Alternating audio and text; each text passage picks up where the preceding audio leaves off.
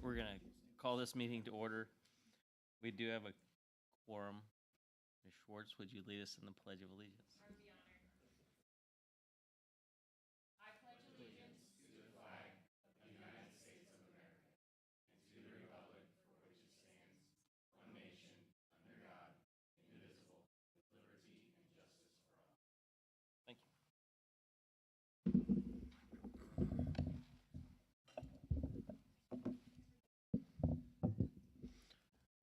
I would look for a motion to approve the agenda as presented. All in favor, say aye. Aye. Any opposed? Thank you. That will take us to reports. We'll start with the audit presentation. Yeah, we're pleased to have Brian Eckhoff with us tonight with Westbrook and Company, and he will give us an overview of the audit that his company performed for us on the previous budget year and answer any questions. Brian? Thank you.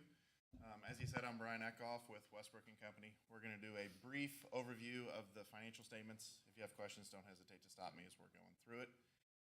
So you'll see on the next slide, it is the independent auditor's report. In that paragraph, the red box says that it's presented fairly, so this is a clean audit opinion or a good audit report, so exactly what you want to see in your audited financial statements. The next slide is going to be your statement of activities. It's kind of a different financial statement because it has your expenditures down the left-hand side offset by revenues through the middle of the page to show a net cost on the right-hand column. The two things that we usually highlight on this are food service and community services. During COVID, food service was much different. Everybody was making money on food service, and now we're back to our normal losing money on food service, and it's just a matter of how much you can mitigate that loss. So that's why we bring it to your attention with the red box. The next screen is going to be the balance sheet. As you can see, we had about $43 million in assets as of June 30th between the three funds. Special Revenue Fund is standard practice to take it to a zero balance. So you can see about 13.7 in the general, 13.5 in the debt service, and then 15.8 in the capital projects fund. And at the bottom of that screen is the fund balances. And the next slide is actually going to give you the allocation of those fund balances. So in the general fund, you have about $120,000 worth of scholarships that are restricted, and those are restricted by outside sources. The assigned, since you made money on food service over all the years of COVID, DESE requires that you track that food service balance. So you have about $1.2 million in food service. Obviously, you lost money on food service this year, so that balance will start to dwindle. If it does continue to build, DESE will want you to come up with a plan to spend it down, but I don't think you'll have that problem with losing money on food service. So, and then you've got student activities of about $347,000. That's your clubs and organizations. And then the remaining balance in the general fund of $12 million, that's your unassigned balance. That's your day-to-day operations of the district. Debt service fund balance, go back real quick. Debt service fund balance is always shown as restricted because that is used for debt service. And then capital projects fund, we had basically $10 million worth of unspent bond proceeds as of the end of the year. The $310,000, that is the amount that was going to be spent on projects that you guys approved as a board by June 30th that were not covered by the bond proceeds. And then the remaining balance in your capital projects fund is always shown as assigned because that can only be used for capital projects. All right, next slide will be your revenues and expenditures. For the year, we had $72.6 million in revenues and then $91 million in expenditures. However, down underneath, you have other financing sources of $32 million, and that was your bonds that you issued. So overall, we had a change in fund balance of an increase of $13 million. However, if you look at the operating fund, the general fund, it actually had a decrease of about $461,000. Your overall increase was because of the bonds that were issued, and you can see that over in the capital projects fund where you went from a $4.8 million balance up to a $15.8 million balance. Your debt service fund balance increased as well, about $2.5 million, and you'll see here in a couple of slides it's because you have a significant balloon payment due during this fiscal year. So most of that balance will be gone whenever we're talking next year. Next slide will show you your debt. So we have bonds of about $71 million and direct borrowings of $236,000. Your direct borrowings is all technology items where you're doing capital leases. And then on the next slide, you'll see all the payments on the general obligation bonds over the next 20 years. And you can see this fiscal year, you guys are paying down 9.6 million of those bonds, so that's why your debt service fund balance increased significantly. And then you go back down to your standard payments going forward. The next slide will show you the 3 years left on the direct borrowings, just your standard annual payments there, nothing out of the ordinary, no balloon payments. The next slide's gonna show a 5-year comparison of revenues. Something to note here is if you look at the chart, you can see the COVID years on the federal. We went from a 3% federal up to a 7, had several years of those COVID dollars coming in, and now that we're going back down to a normal. And you can see your state funding decrease and is decreasing. And then you're basically making it up with your local funding. So overall, had an increase in revenues from 66 million to 72 million, but it's changing because more of it's becoming local funding instead of federal and state funding. Next slide is your 5-year comparison of expenditures. If you look at the chart, it's kind of misleading because it looks like your salaries and benefits are decreasing. However, as an overall picture, they didn't decrease, they increased slower than your capital expenditures increased. So you spent more on capital expenditures this year as opposed to salaries and benefits. Because if you look at your salaries and benefits, they went from 42 million and some change up to about 46, almost 47 million. So you are increasing salaries and benefits. It's just they did not increase at the highest rate, basically. So pretty standard, though, whenever your salaries and benefits are in that 77 to 79% range. So next slide is going to be a 5-year comparison of your reserve ratio and your average daily attendance. Your reserve ratio this year was 23.99. We consider that a healthy, financially stable school district. And then your average daily attendance remained flat.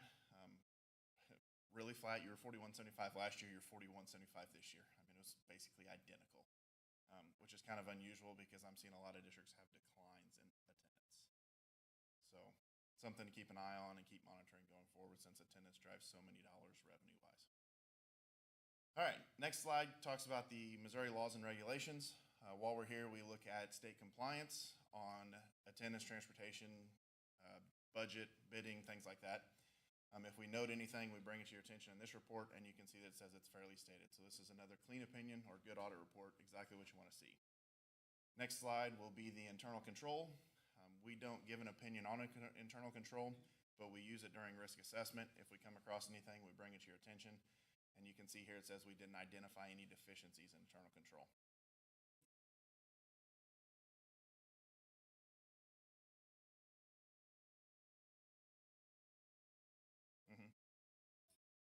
So we're not allowed to give you have a clean opinion. We're not allowed to say that because you can't actually have an opinion on internal controls. All we can do is come in and look at your internal controls and determine if there's a deficiency or not a deficiency.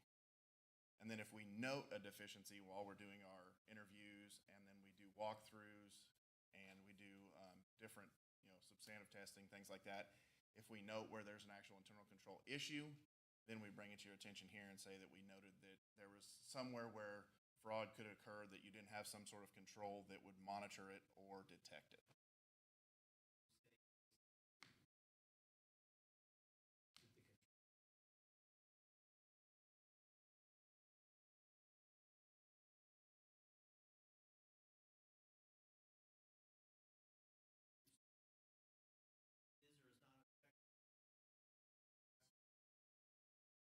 It's more of a pass-fail. I mean, if we come in and there's a control for example, if I come in and do an interview and your gate receipts, you have a control in place, but when I look at it, I'm like, that control has no use because it isn't actually a control, then that would be in this report. Yes.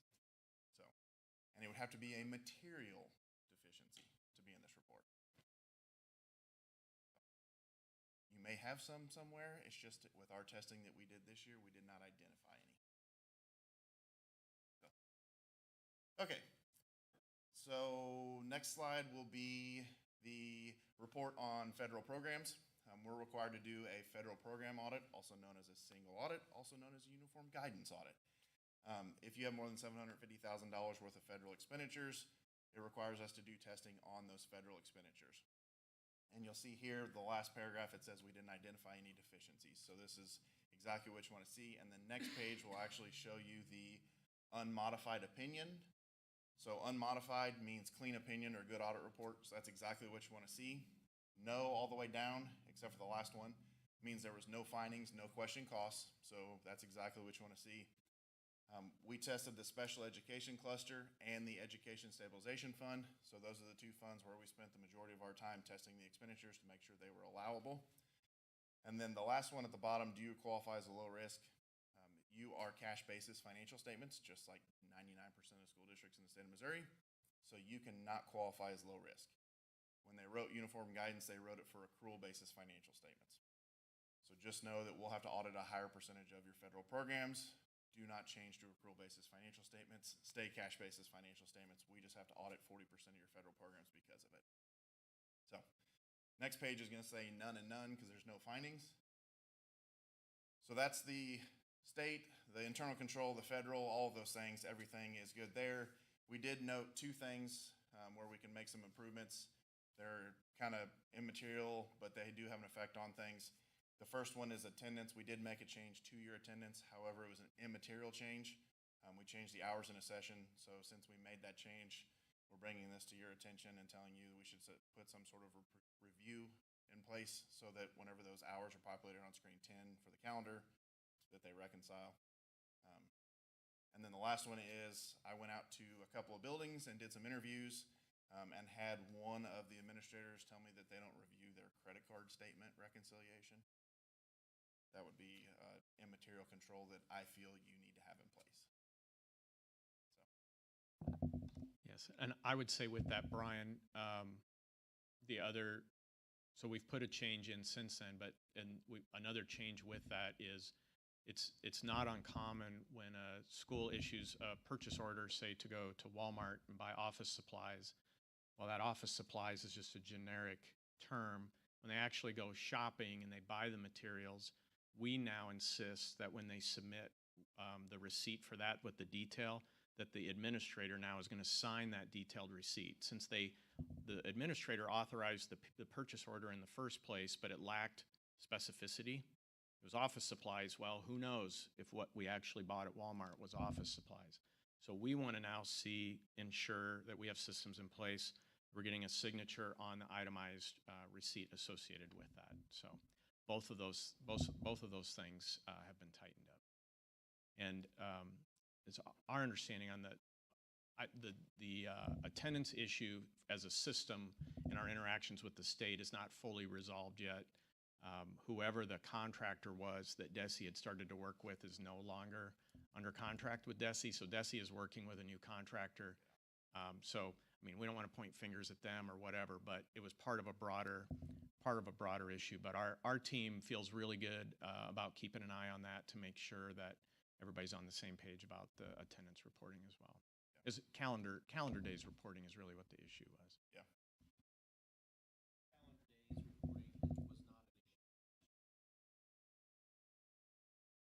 No, this is the first time I've ever said anything about attendance. Correct.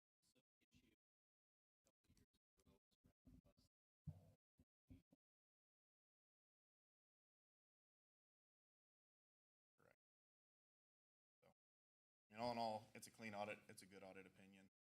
Just a couple of items there where we would make a couple of improvements.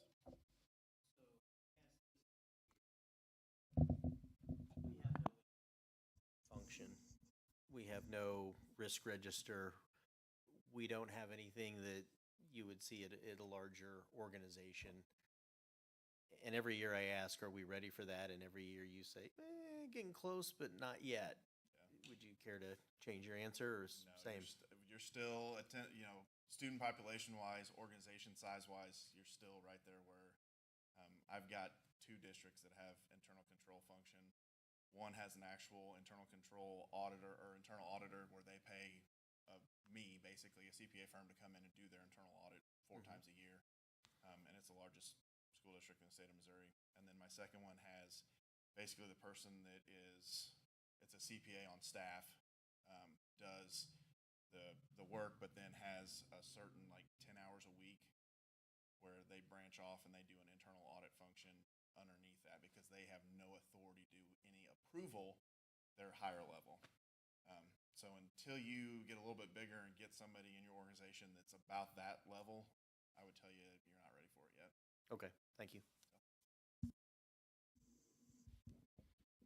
All right. Any other questions on the audit findings? Very good. Appreciate it. Thanks for coming out. Thank you, guys. Have a good evening. All right. That will take us to the technology program evaluation. We're pleased to have our Director of Technology, Jameer Wadi, with us tonight to present his report. Mr. Wadi. Good evening. Excuse me. As Dr. Willie mentioned, my name is Jameer. There's quite a few new faces here, so if we haven't met yet, I have served the district for 12 years now. This coming January is actually the start of my 13th year. Live here in town on the north side, and I've got 3 children in district right now. During my time in our technology department, I've held every job except for that of core data and MOSIS, thankfully. It's not my speed, but it's hard to believe that this is my 3rd program evaluation, but this is only my 3rd full year as tech director. So time has flown, and in that time we've weathered a pandemic and all of the technology-related needs that come along with that. We've weathered a cyber attack and just the normal staffing issues that everyone else has dealt with over the past few years. But we're doing good. We've got a great team, and I would just like to highlight a couple of accomplishments. What I am most proud of over our last couple of years, if I can simplify it, it's really 2 things.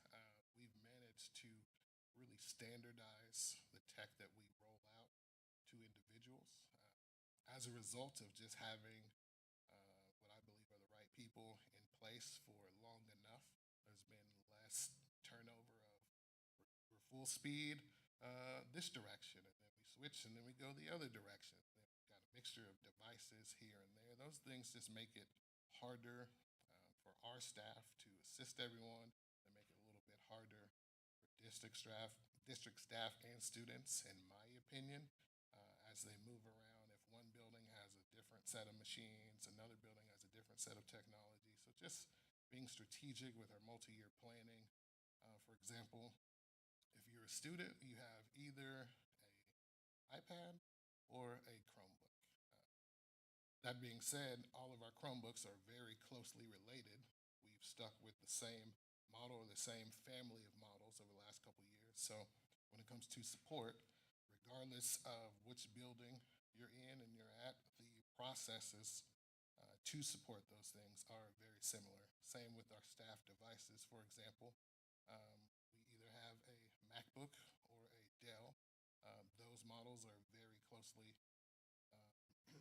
related. So if you transition from one building to another, you just know what to expect. It's something that I believe has helped us tremendously when it comes to support. The other thing I want to touch on is just what we've been able to do with an eye towards cybersecurity and a multi-year plan to revamp our network. At the last program evaluation a couple years ago, I had an entire section dedicated to immediate and short-term goals focused on, like I said, rebuilding our network with an eye towards cybersecurity. In the time since then, we've completed all of those things. You can never be fully arrived when it comes to that. There are things that are still ongoing, of course, but it is a bit of even though we have summers, when it's time to revamp something like your network infrastructure, it's akin to, like they say, building the ship while it's floating.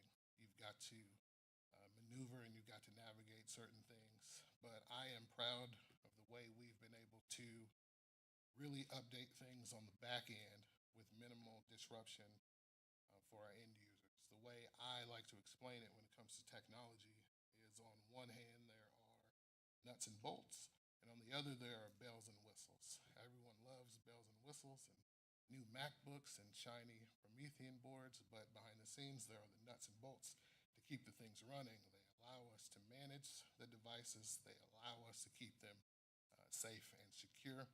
So we've spent a lot of time revamping our processes, revamping our infrastructure when it comes to things like policies and procedures, things like our backup infrastructure, the things that outside of our department nobody probably thinks about on a day-to-day basis, but we've been able to, again, with strategic multi-year planning and E-rate funds and things of that nature, we've been able to completely revamp our back-end infrastructure. That would look like, just a simple example, our firewall is the device that sits in between our network and the outside world when it comes to the internet. In upgrading our firewall, we moved to a dual configuration where we now have two. One sits as our main active, and the other one sits as our failover. So if something should ever happen to our primary firewall, the other one will kick on right away. It has all the same information, all the same configurations. Those are things that, like I mentioned, anyone outside of our department does not know or care to think about, but we are very proud of what we've been able to do there. When it comes to what we are looking forward to doing, to me, instead of one issue, it's now that we've really taken care of our nuts and bolts, it's time to shear up some of the bells and whistles. Our phone system comes to mind. We had an aging, failing phone system forever, as long as I can remember. We were able to switch over to voice over IP everywhere with the product called WebEx calling by Cisco. I can count on one hand with probably 3 fingers to spare the amount of times our phones have gone down since we've transitioned. However, there's always more that we can build on. So we would like to expand the functionality of that to where if you receive a call, it not only rings the handset that's on your desk, but it can ring the phone that's in your pocket. You could send or receive calls from mobile devices. These are things that aren't necessarily required, but these are things that we would like to do. And that is one of my favorite things about technology. It's kind of creative at its core. You can really envision where things are going in the future and kind of work to implement those. So now that we have achieved some of our goals to shore up some things, we are really looking forward to really take some of our products to the next level. I think this is part where I ask if there's any questions. It's been a couple years. Our biggest need is for an additional system administrator. On paper, we have all of the employees we're supposed to have. I was our district's first system administrator for about 8 years, so I was about to say kind of uniquely. It's definitely uniquely in tune to the needs we have there. What we've seen over the last couple years with just the way technology is moving, almost everything we buy is integrated with tech. It needs to be rostered. It needs to be secured. We need to set it up with our existing systems with single sign-on. These are things that fall on the desk of our system administrator constantly. So it's either me who has the knowledge or experience or the system administrator. And like I said, the way things have grown over the last couple of years, we just really have a need for an extra set of hands in that area. We do have one person internally that has expressed interest in furthering his career in that direction. To date, he has accomplished everything I've put in front of him as a goal, every certification, every project. So that is promising. We could really use that. So we are ready to hit the ground running whenever circumstances allow that to happen.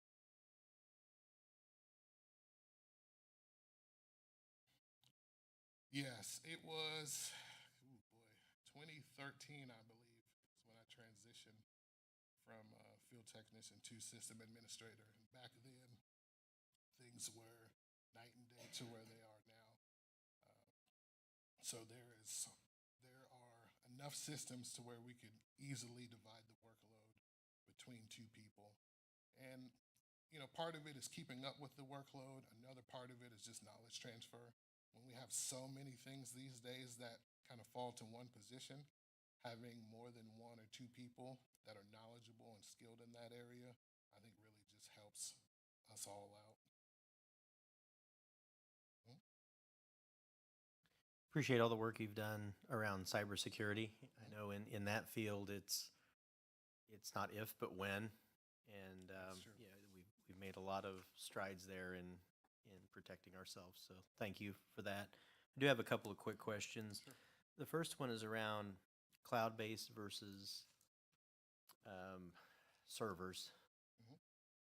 Do you have just rough guess how much of our software is cloud-based as opposed to where's our data sitting, I guess is what I'm driving at. Do we have a lot of data sitting on servers, or is that all cloud-based at this point? These days, the vast majority of it is cloud-based. This past summer, we migrated PowerSchool, Okay. school information system, and all of its data to the cloud. That ensures that it is always up to date. It always has the latest patches, and that the engineers for the company of PowerSchool are probably a little bit more prepared and robust than what we could offer as far as those servers. That PowerSchool itself took up 4 servers internally, so those were 4 machines that we were able to just shut down and sunset. Right now, the only thing data-wise we really keep on site are just file shares, but that's pretty standard Word docs and things like that that staff might mention, might need to access rather. Do you feel that you have enough physical space for your employees and No, equipment? Never, never enough, right? no. Well, technology is a bit unique depending on what time of the year it is. I may have thousands of devices that we need to store and we need to service. You know, I worked in the lovely basement of our old CO for many years with the mold and Sorry about that. the floods. It's fine. We're on to better times now. But the garage that we used to have wasn't the nicest working conditions, but it was the single place that was large enough for if we needed to have our whole staff together to have 10 to 12 people, tables out, devices out, working. Since that building has gone away, our biggest need is really just storage. But it's storage with the ability to work on those things. So, for example, this summer, we had easily 25 pallets worth of devices show up.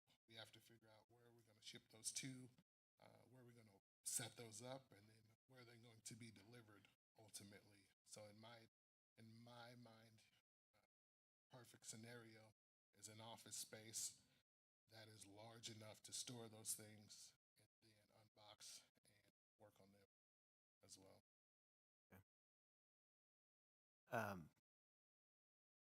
With regard to this, like PowerSchool and the other software tools that we use, especially those that are cloud-based, and this may be more of a Dr. Gooch question, do we have performance guarantees in place within those contracts for uptime, and do we monitor those?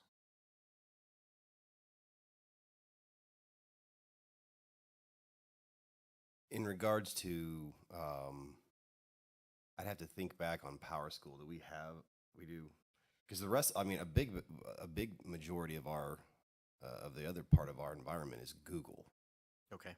And so like our drive space and, you know, G Suites, things like that. So, I mean, you know, there's enough, I don't necessarily feel like I have to worry about Google's uptime. But as far as the bigger players that aren't Google, meaning PowerSchool, we do have he'd probably be able to speak more specific to it, but what was specifically in the contract. But we do have uptime guarantees, and I mean they are checked periodically. I would say off the top of my head, I would say that Power School is outperforming the guarantee in the contract. I don't, to my knowledge, since we have gone to the cloud, which was this past summer, we've had 0 Power School downtime. Correct. So, Okay. yeah, and anything else that is large enough where it houses a large bit of our information, server stuff, that would have to be what am I forgetting besides Google and Power School? Cisco is another big one. Yeah, Even like the phone system, whatever that is. Yeah, I'm that's there's- Cisco. Cisco. Is that Cisco? Okay. Mhm. yeah, These days, the standard for cloud computing is the 5 nines, 99.999% of the time. Mm-hmm. Like I alluded to earlier, our phones have gone down, I believe, twice. One time, the utility truck backed into a pole along our fiber route next to the tip stop.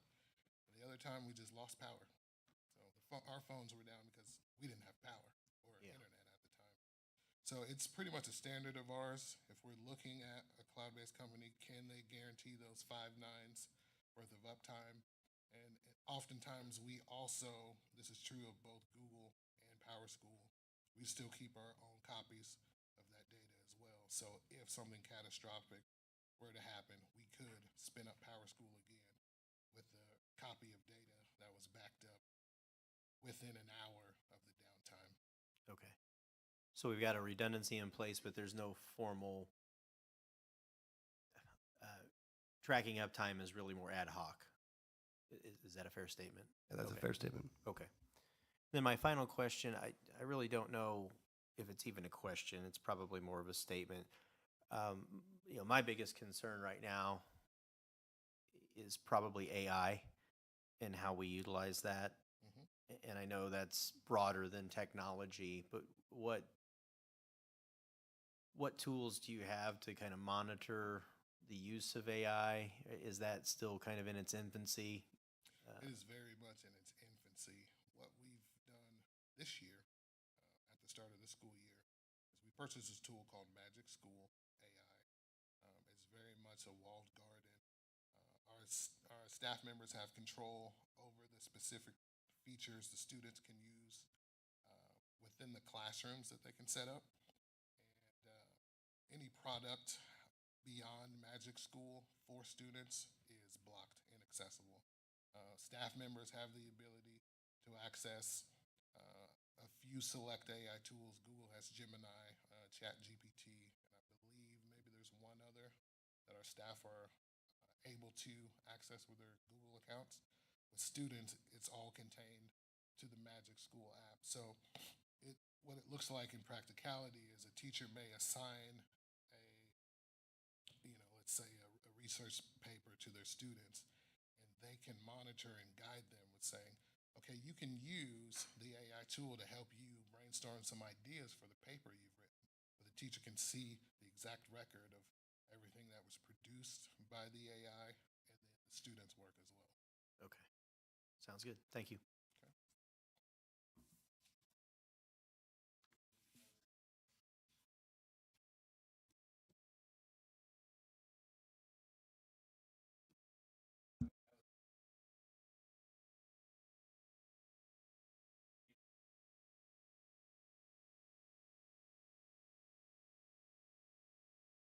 Thank you.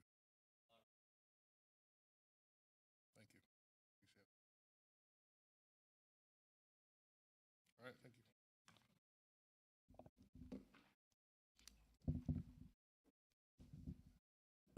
All right, that will take us to new business, the annual priorities progress update. So I'll kind of walk us through with an overview, and then we'll also lean on our cabinet to kind of help answer any follow-up questions. But these are the priorities that we set this fall, and this is our first progress update that we wanted to bring before the board. So if you look at priority number 1, the goal this year was to provide tier 2 and 3 levels of support for our multi-tiered system of support for academics, K through 8. And then I draw your attention to the measurements column. These 4 items are specifically where we want to be by the end of this school year. And the progress on each of those is down below where it says November update. Also new for the first time in the funding source, instead of stating what the funding source is, we've also started to generate what is our budgeted amount to accomplish this goal, and then our cost to date. So the board kind of has that picture about, you know, what it costs to do the things that we set out to do this year, specific to these priorities. Under November update, and you'll see that November update is in green to kind of give a color indicator that we believe that at this point, if it's green, then we are on track to meeting our year-end goal on this one. And the numbers down below in the update correspond to the measures in the column up above. So to date, our kindergarten through 8th grade teachers have participated in their Tier 2 and 3 training. Tiers 2 and 3 are basically explain the level of help. Tier 1 is what we do whole class or for all students. Tier 2 is that next level of intervention that some students need some specialized attention, training, practice. And then Tier 3 would be even, you know, the Tier 2, whatever we did to help, the supports we put in place for Tier 2 still are not getting the desired results, so Tier 3 is even more intentional and specific. So our kindergarten through 8th grade teachers did their first round of Tier 2 and 3 training in August. And then in September, our district MTSS team pushed into each of the 2 middle schools to help support identifying students in need of Tier 2, and then that team also has provided professional development on responding when students are not making progress at each of the elementary schools. So everybody, K-8, has had 2 rounds of supports at this point. Second one, we've had 24 teachers were trained this summer in the Orton-Gillingham implementers. 19 teachers continue now on their year 2 of their letters training, and a new cohort of 10 teachers are scheduled for comprehensive Orton-Gillingham training yet this semester. For the third item, we've continued our reading success plans from last year. We've reevaluated students, so there are students who didn't have a plan last year that now do have a plan. Those plans have been integrated into our new PowerSchool Analytics and Insights tool, and the administrators and instructional coaches have been trained on that, and they're pretty excited about what that does for them and how that helps them be efficient about their work. And it does help streamline the process. And the update on number 4 is on the next page.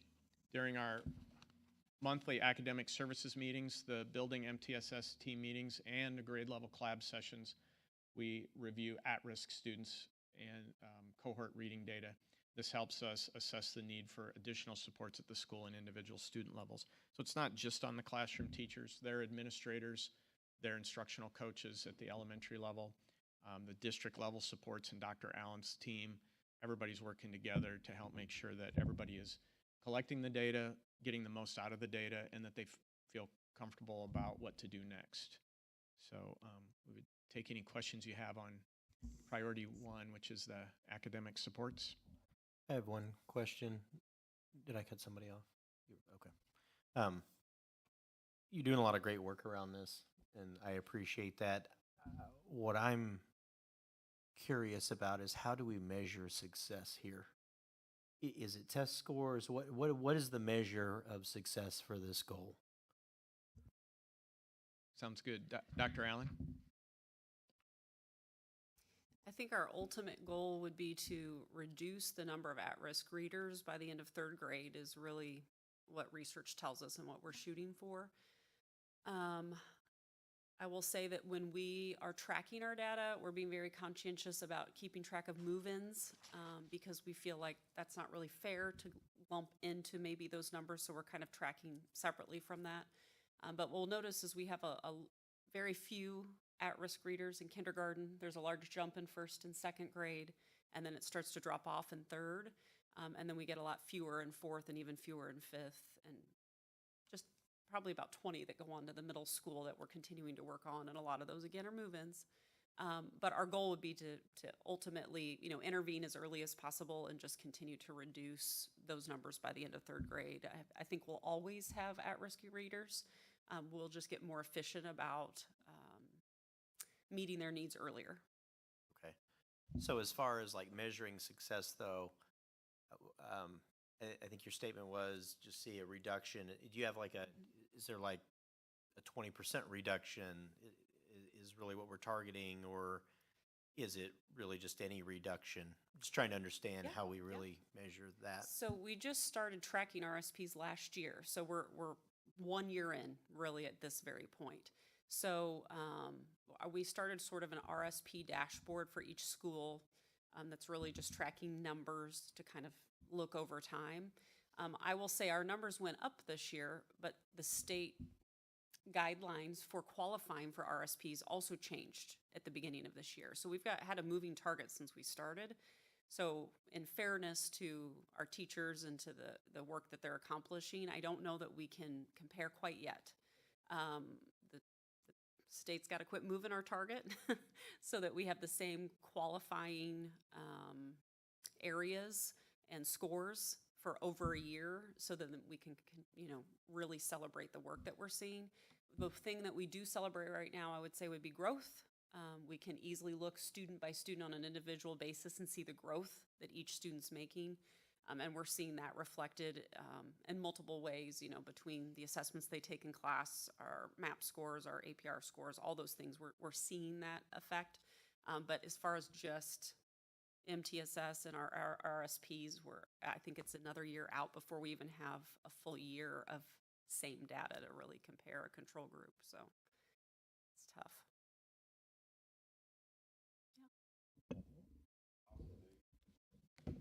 Mhm. Uh-huh. Hmm. It is, I will tell you that a majority of that chunk comes from our yearly purchase with PowerSchool. That's analytics and insights. And it's a data dashboard as well as stores all of our reading success plans. So when a teacher looks up a student in PowerSchool, they can see their student plan, their reading success plan right in PowerSchool. So we're not storing in Google and trying to transfer those year over year. The data dashboard is phenomenal. It's got everything from attendance to behavior to academics to attendance to, so you can pull up a single student and see 5 years worth of their history in all of those areas. So it's just helping us make good decisions about kids, but that is a majority of it. The rest of it would be a lot of the training costs for Orton Gillingham. I'll be counting down till July 1st when I can start over again for our next cohort. But yes, it's I'm shooting for in budget here. It is. I will say each year that we turn over teachers and we have some that we trained in either Letters or Orton Gillingham, and we get more that we haven't trained, that cost was a little higher this year than I anticipated.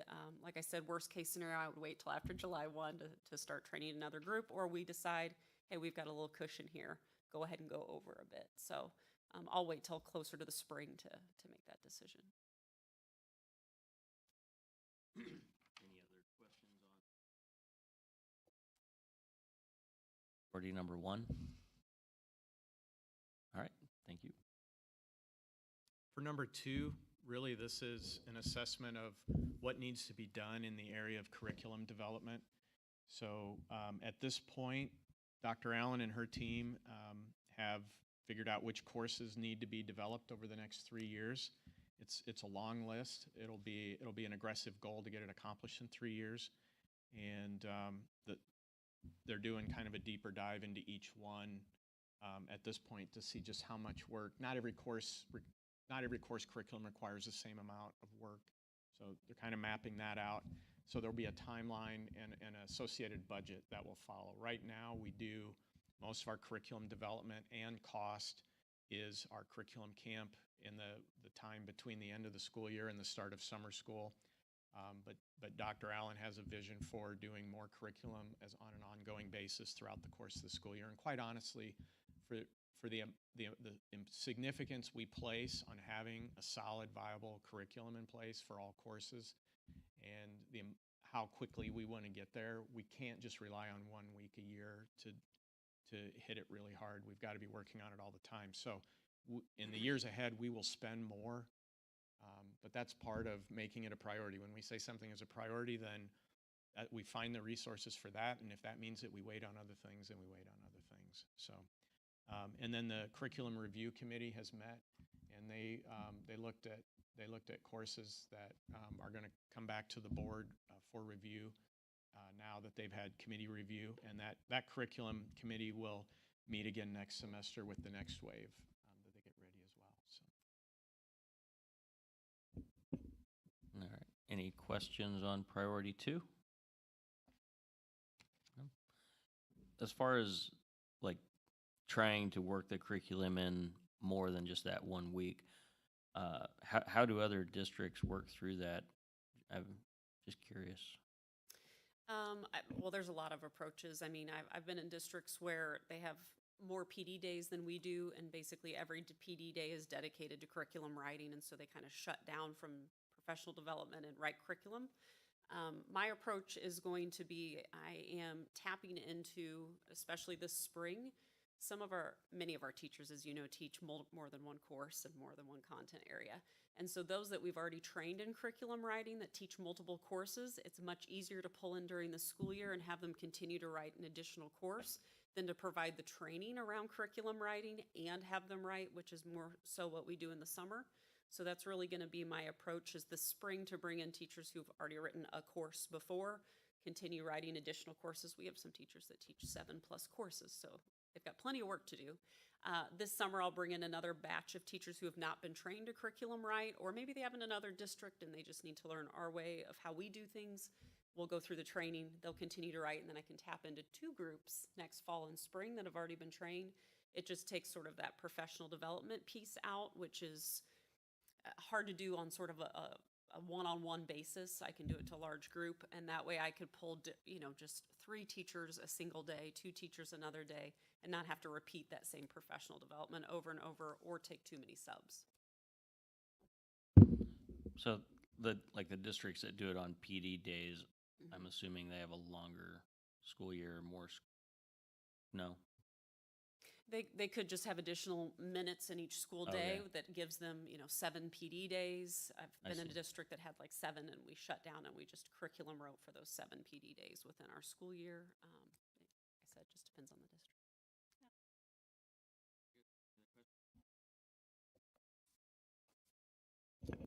Right, number 3, implement and evaluate our new Tier 1 character education resources, K through 12. So we are implementing, the update is that a scope and sequence has been developed for both the K-5 program and the 6th through 12th grade program. Professional development was provided in August and September on how to utilize the resource, and those sessions are underway. The School Counseling Advisory Council, and that has patrons, parents and patrons in there. They met on October 3rd, and part of what they did on their meeting was they had a discussion on the implementation of the program, so it was very well received. And our administrators are doing classroom visits to see this in action, and members of Amanda's team are doing this as well. I'll also add that in our first round of roundings, where Dr. Allen and I sit down with groups of teachers at each of the schools, we didn't ask specifically about this program necessarily, but I think it was brought up in every one of the schools about how pleased teachers are of not only how easy the resource is and how relevant it is, but that the kids are really into it. And the teachers feel at this early phase that this is really going to make a difference for how kids treat each other because it's so well put together. So it's a win for us. This is something that the teachers, everybody is motivated to have a resource, but it's a lot to put on a teacher to say, if you want it done, do it yourself, kind of develop it. It's like it's another level of curriculum. This was more of an out-of-the-box approach. A lot of review went into this. We piloted different ones throughout the course of last year. And when you pilot different things, it means one building's doing one, another building's doing another. And when you reach consensus, some buildings have to give up something that some of the people really got used to using. And universally, everybody seems really pleased with how this is going this year. For a source of data, do you think that we could add discipline or ODRs on this to the Office Discipline Referrals to compare, especially like if our middle schools are using the same language within same buildings, they end up being at the high school together, that then same language, same building altogether.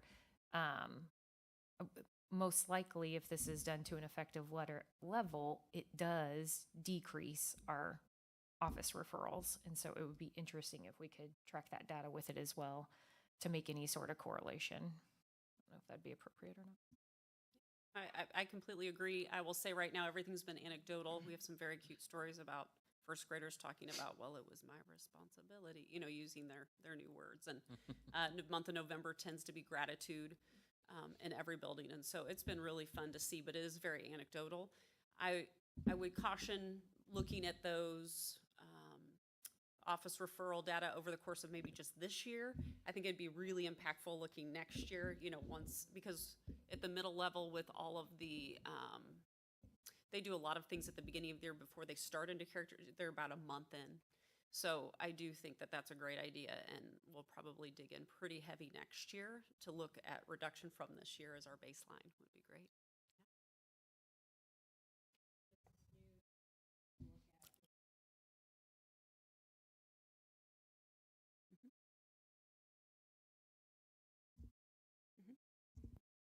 So this is free this year, which is our favorite word, because the Children's Services Fund's a 3-year grant. So it was free last year.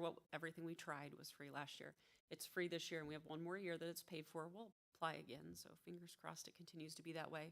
I was able to purchase Character Strong for K-5 buildings, and then Till 360 Human Connection Hub for 612.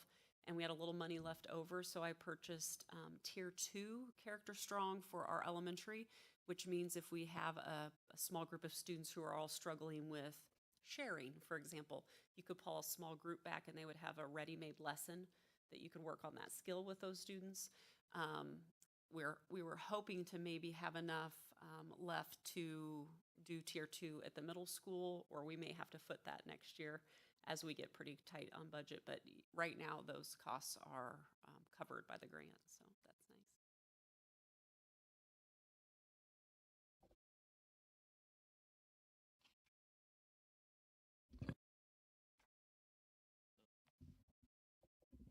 If it's not covered by the grant after next year, what would be the costs moving forward on the main program?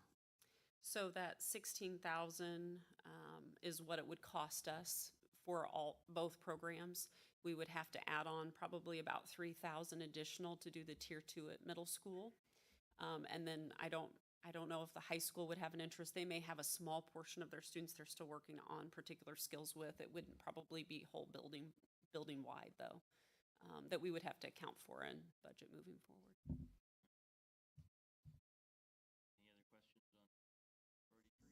Just to clarify on the budget then, so is this budgeted within, you said we were getting grant money, but is this coming out of the budget or is this set aside? Are we counting this year or not? So I was putting a dollar amount to our priority, but it won't cost the district any money this year. There's the grant, just if you're curious, also covers the cost of our BIST consultants that come into our buildings twice a month and provide outside behavior consultant and work with a lot of our new teachers and provide professional development. It's all wrapped into that same one, but it's not on the priority, so I didn't include that cost.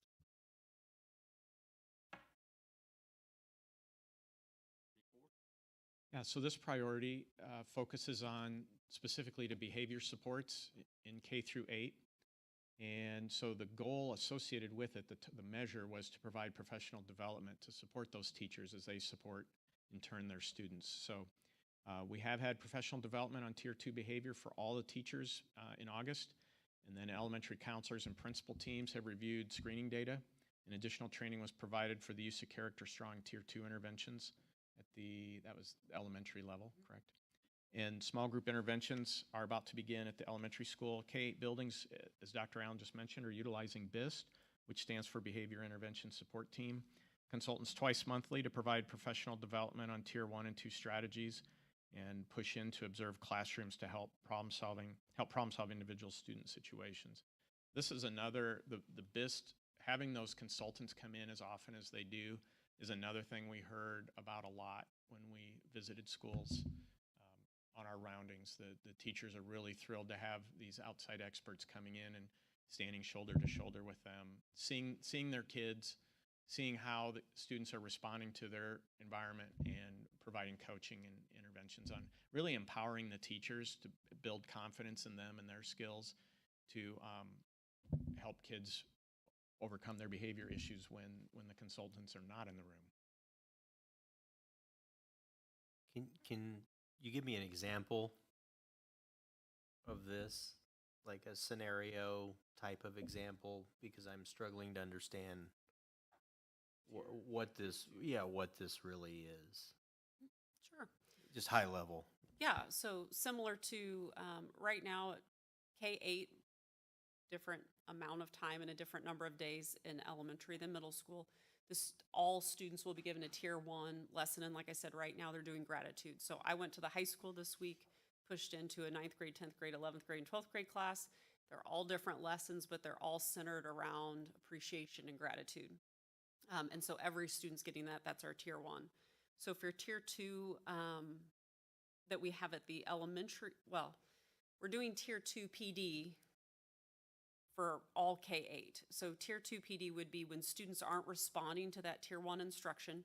So you're teaching everybody about gratitude and appreciation, and a student at the elementary level continues to be unable to do that by just saying, you know, give me this, or you need to do this, or just not really understanding how to, you know, appropriately ask for something, for example. If there's multiple students that are all struggling with that skill, then that would be some small group work. And a lot of times that's done through the counselor. Some of our principals do it. Some of our specials teachers will do it, where they'll pull a small group of students and work on this particular skill with them. So that's skill work. We also have some students who individually struggle with skills more so than others, and they may have a more targeted plan where an individual teacher, to build a deeper relationship, maybe does like a check-in, check-out with them. So it just kind of depends on what skill they're missing or what they're struggling with, and what the team will decide would be a good kind of wraparound support to help build the skill in them. And that's where our BIS consultants will come in and talk through specific student scenarios and, you know, what could help maybe make the student more successful in the areas that they struggle. I wonder also if because it's a trauma-informed approach, not only is it looking at the students in tier 2 and helping them, but helping the teachers frame that in a way that then they can identify it earlier, redirect earlier, and then understand hopefully at a lower level versus things getting escalated. Is that Absolutely, happening as well, right? Absolutely. So, yeah, getting to know the students, looking at the whole student, you know, keeping track of information over a period of time so that they come in knowing all of those great things that they've learned in previous years, all those things. Yeah, and sometimes it's just a shift in how we approach and say things versus seeing somebody and saying, what's wrong with you versus are you okay? So some of those trainings to help our teachers understand kind of the root of that behavior, because that's not something that the educational system, like as you get your degree, there's not a lot that's specifically trained on that. So then really looking at the root and the trigger of the behavior to then help identify it sooner so that it doesn't come as large of an issue. And then when you notice those deficiencies and can name those behaviors, you then pull out those specialized groups to help more effectively, specifically teach those skills that are lacking. Does that help on the training piece too? Is that appropriate? Yeah, Okay. thank you.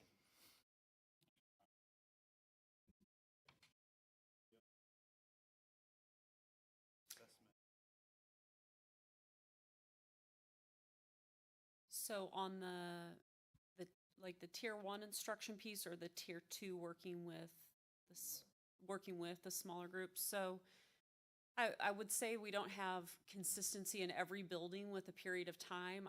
I would say it's I don't know a better way than to say as needed right now.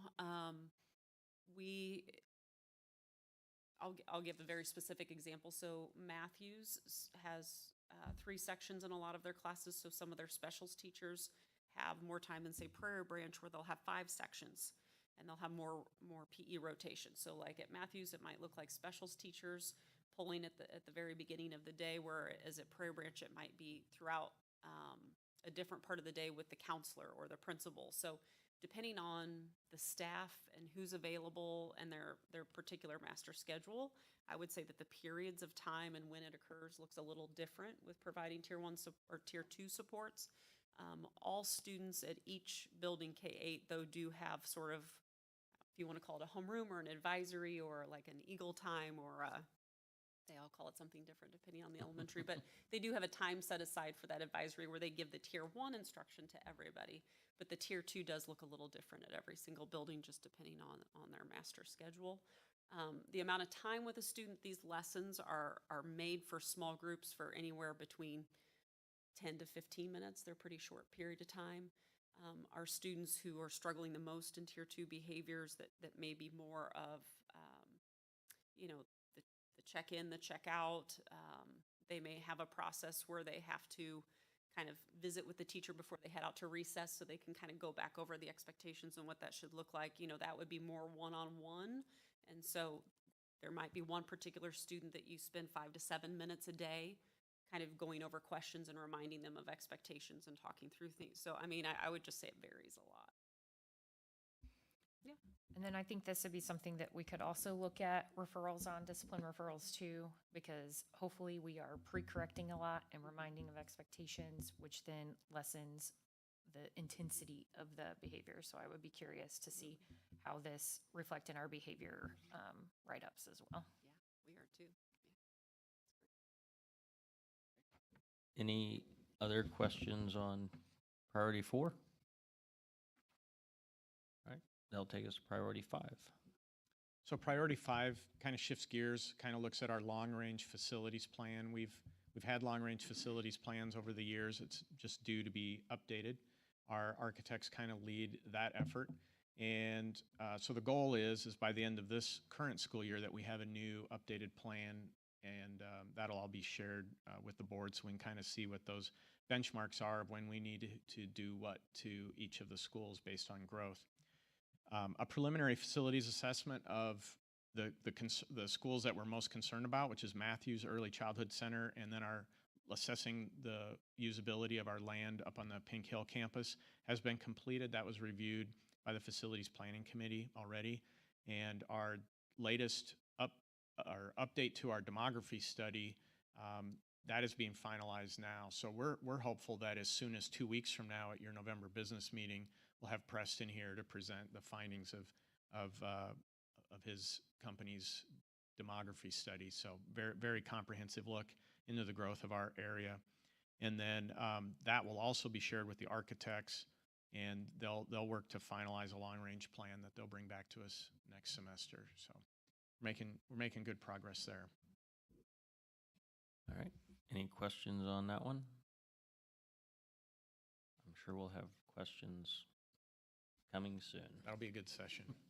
All right, Significant implications for that. priority 6. So this is our safety plan, and this has a few dimensions to it.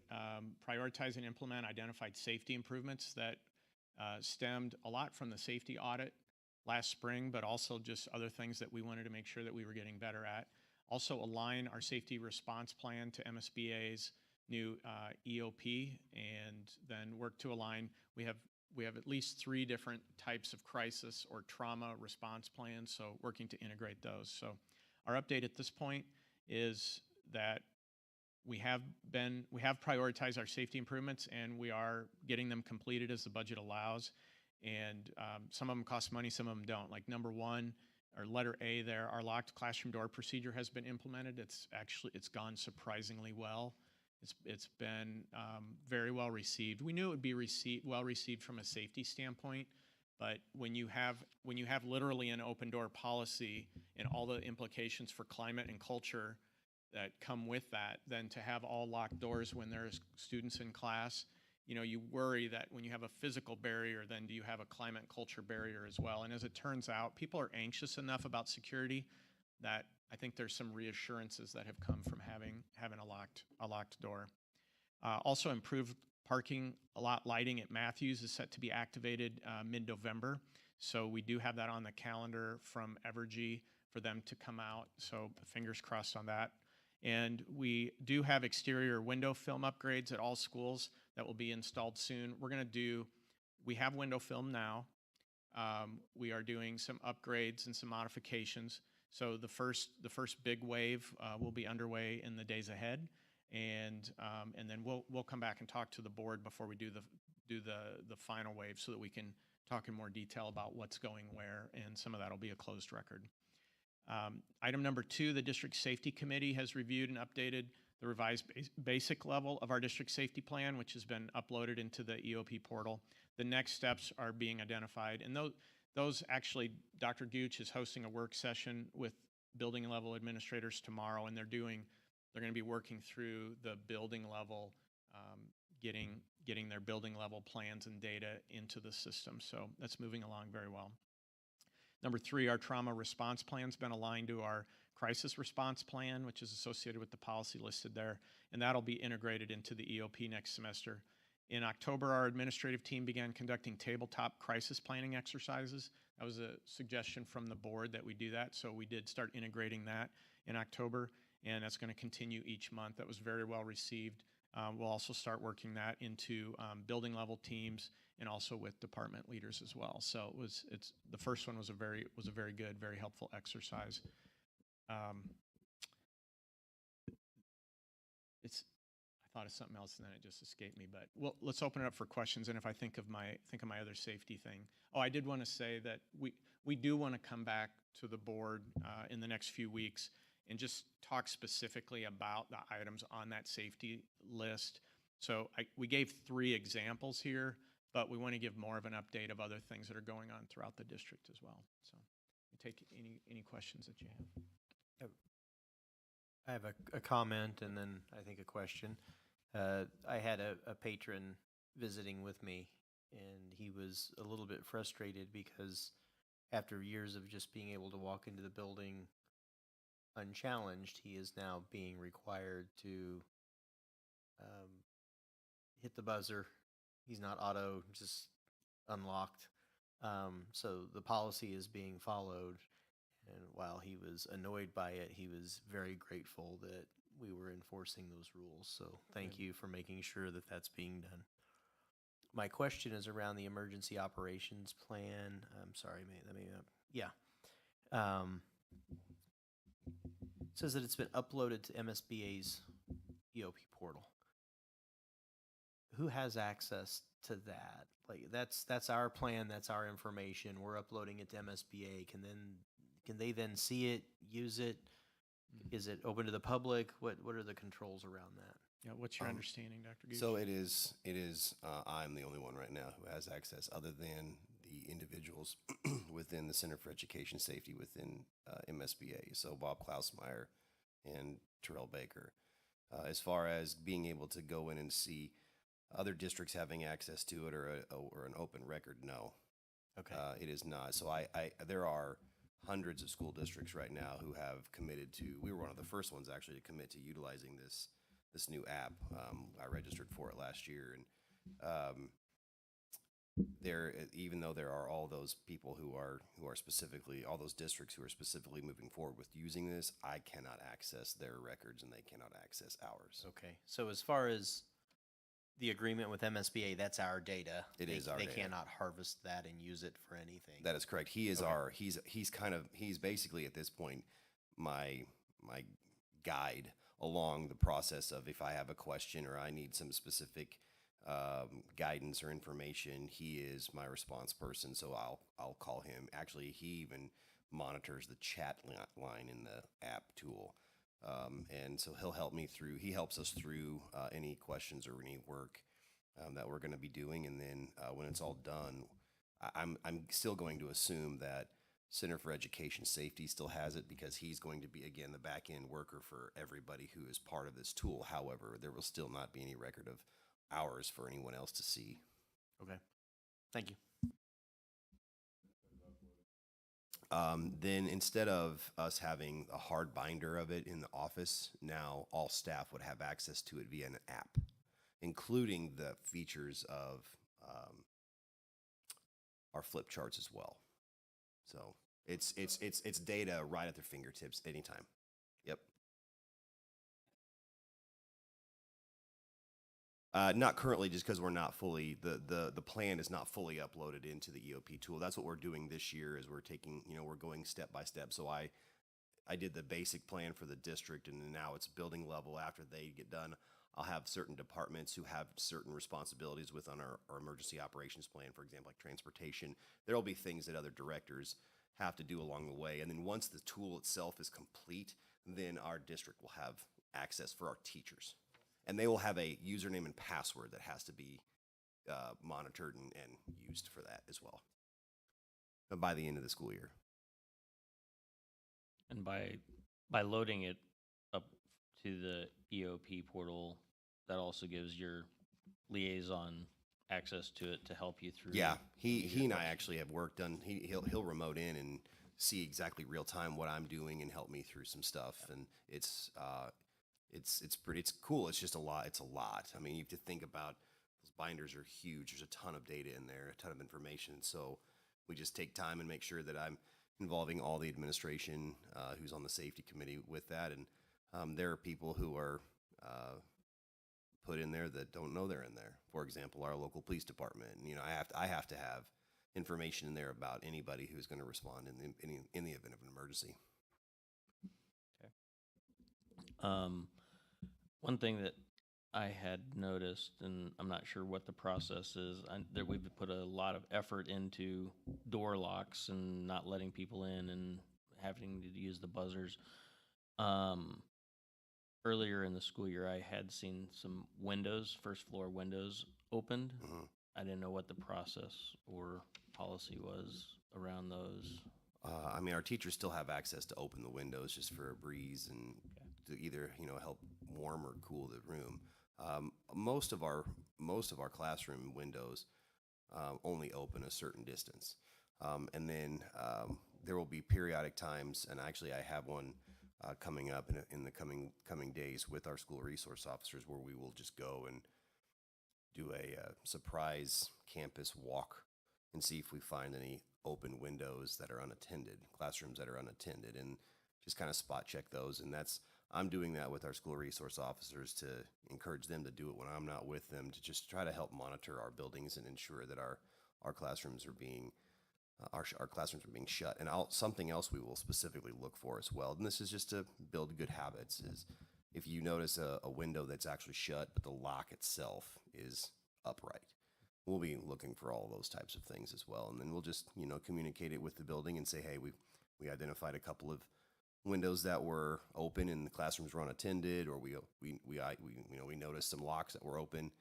Just remind your staff to, practice safe window usage. And if you're hot, open the window as long as you're in there. And then if there's an event, shut it. And if you're out of the classroom, shut it, things like that. So it's one of those things that we monitor and we try to coach our staff to use it wisely. Okay. Is the cost to date for security stuff, is this including the number we got from the contract, Today, the film? yeah, yes. All right. Any other questions on priority 6? We were hoping that the board would say yes to that one, so we put it in there. All right. Thank you for that. Very good. We will move on. That'll take us to board governance reflection. Yeah, one of our MSIP 6 requirements is to just demonstrate that the board periodically has reflective conversation about district governance. And so we did include an attachment of a sample set of questions. MSBA offers this tool. It's for a nominal fee. If the board wanted to use a tool like this, each of you would be sent a link to take a survey.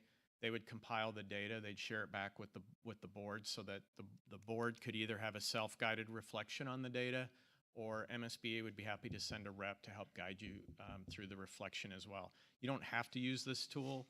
You don't have to follow any kind of protocol.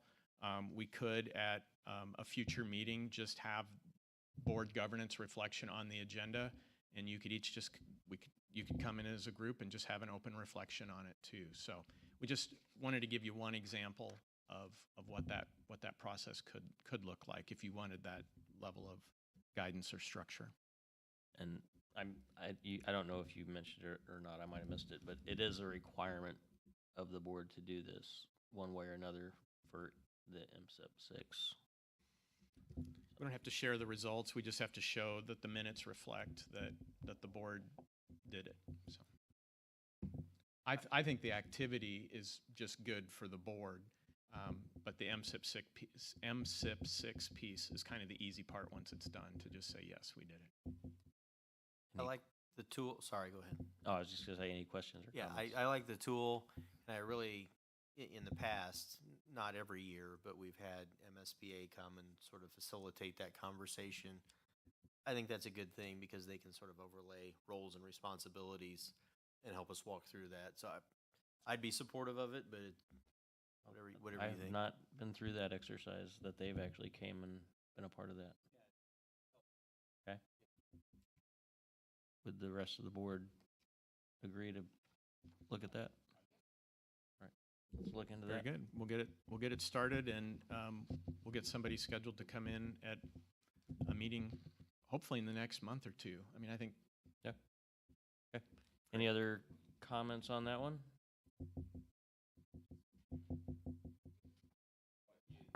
You'd said whether or not we were going to have someone come in versus do something else. Like, are we deciding on that right now? Well, we would need to make a decision whether we're gonna use a tool like this or this tool through MSBA, or if we're gonna generate our own evaluation type of a tool. So that's what we're deciding on. That is what we need to later? decide on now. Oh, we need to decide on it now. So that was going to be the.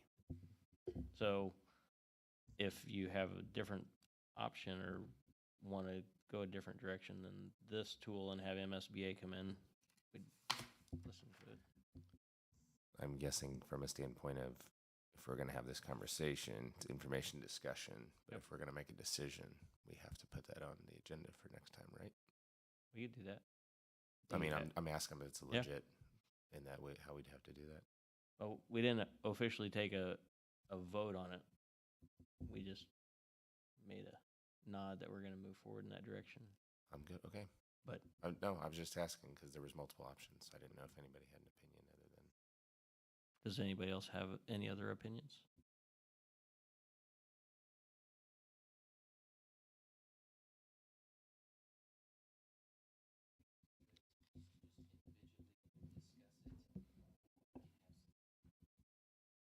Well, it's $150, and my understanding is that it's $150 whether they come and help you look at the results with you or not. So if you to participate in the survey is $150, but you would do the same survey whether they showed up in person or you just reflected on the data yourselves. If you use the MSBA's tool. Yep. we have to use something. We have to do some type of self-reflection and show through our board minutes that we've done that in order to comply with the MSIP 6.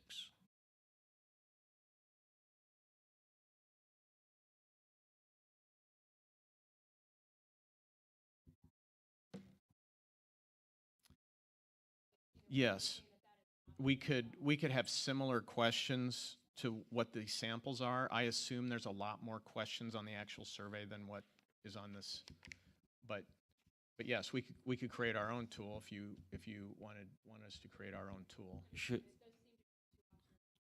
Yeah.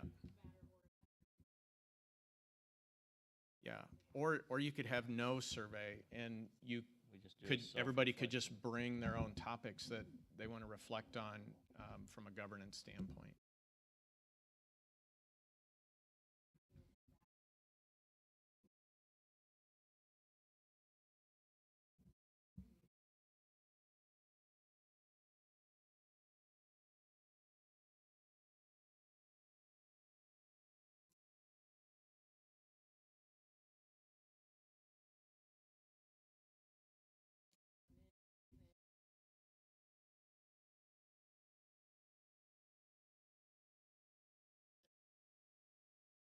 Yeah.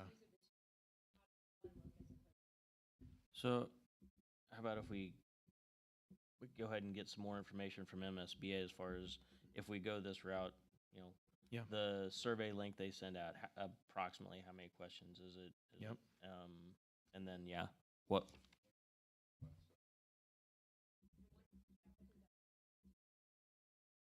What all is included?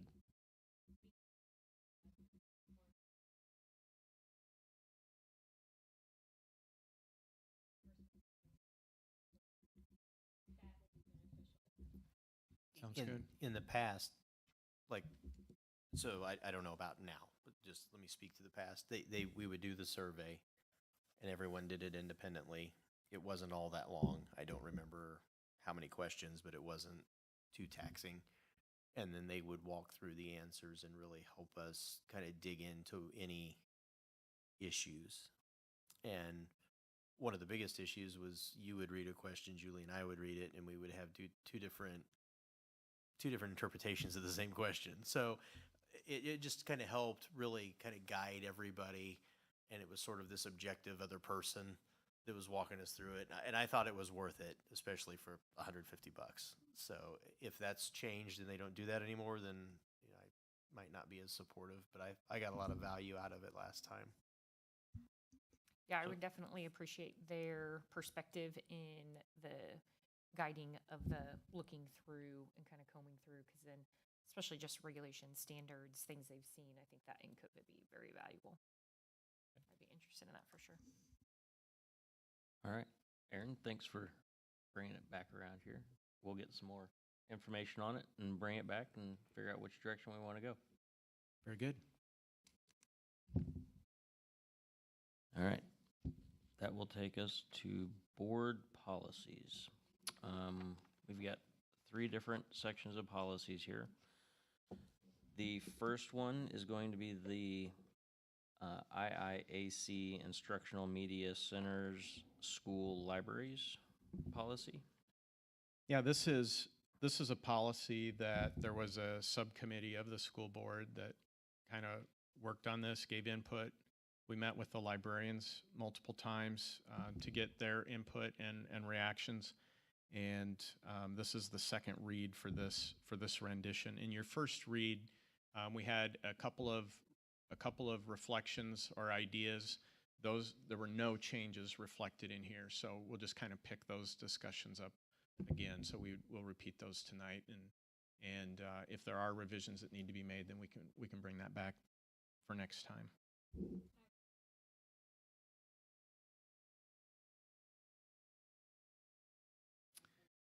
Yeah, under the section called intellectual access, there's a statement that says that students and educators served by the library media program should have access to resources and services free of constraints resulting from artificial barriers. And so we dug into that a little bit deeper. Artificial barrier, an example of artificial barriers would be complex procedures. So if you're creating hoops for some people to jump through, or you have extra information you have to submit in order to access the books in the library, for example, that would be an example. So a couple of things that I thought of for this line is you could either add, after artificial barriers, you could add such as complex procedures that could prevent users from fully benefiting from the library. You could add a statement like that. Or you could strike the section of this statement that refers to artificial barriers altogether. I think you could solve it. You could solve it either way.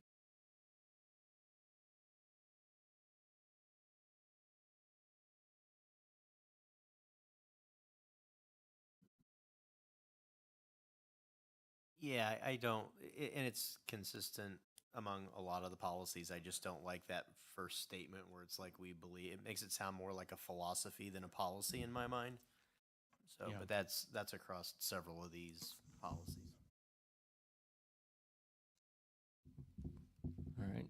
Any thoughts to that statement, artificial barriers?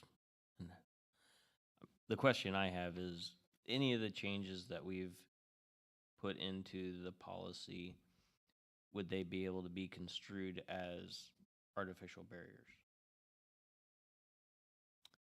Well, I don't think so at the policy level. It's a lot more about vision and philosophy, kind of the boundaries and expectations. It's more about what the staff does for the selection of materials rather than barriers we put in place for students to access those materials. So I think we're in good shape with what we've done here.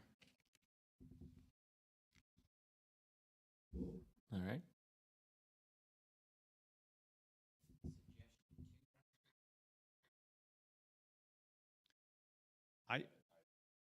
I think either way. I think you could choose to leave it as it's drafted. I think you could clarify what you mean by artificial barriers, or we could strike the reference to artificial barriers. Three options at this point. By doing nothing, it still stands, and we should be okay. If we wanted to clarify it, we could, or we could just strike it altogether.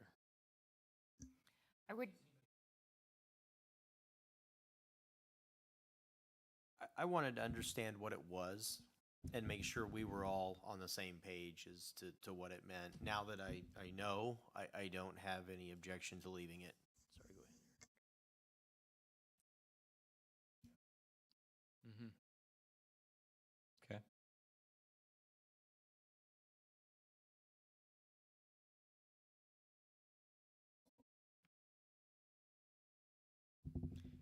We could. I mean, I think, not that you'd have to do this in all of your policies, but I think along the way, on the ones where you want to remove a belief statement, you could strike the first 4 words, and you could start with the word instructional media centers are fundamental part of the educational process. You could just make the statement that you're choosing to make there.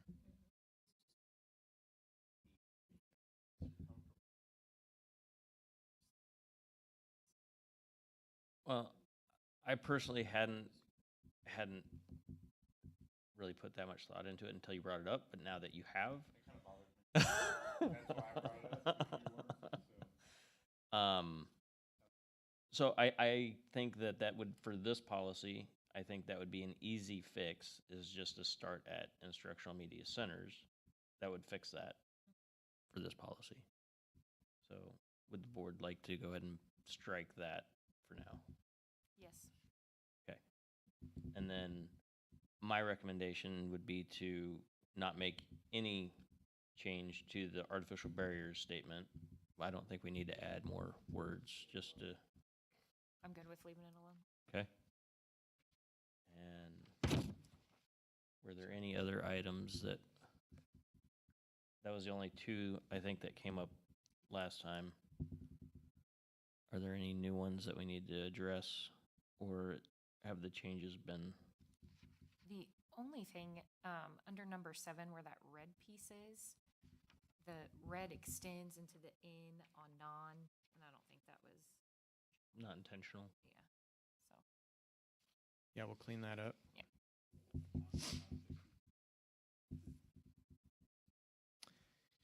If, so we could bring this back next time. Either, typically what we do on the 3rd read is it would go in consent agenda.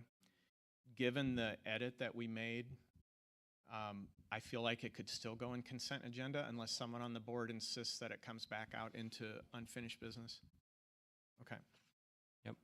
So we will move on this one, and we will plan to approve it at the next meeting. All right. That will take us to the second group of policies, and these are going to be the MSBA 2024C policy updates. We can just go through these, and these will also be the second read on these. So EBBC lactation support has been revised to align with the Pregnant Workers Fairness Act. And so you'll see changes under the employees section, just making sure that it's clear that that our employees have certain rights that are protected. So it seemed pretty seemed pretty straightforward. Any other comments or changes, questions on that one? Okay, several of these are going to be associated with the PWFA new regulation. The next one will be GB1, part-time and substitute employment. Yes, and the main change on this is that we will provide substitute teachers access to a state survey that they are required to complete. In accordance with the law, substitute teachers under the age of 21 will not teach grades 9 through 12.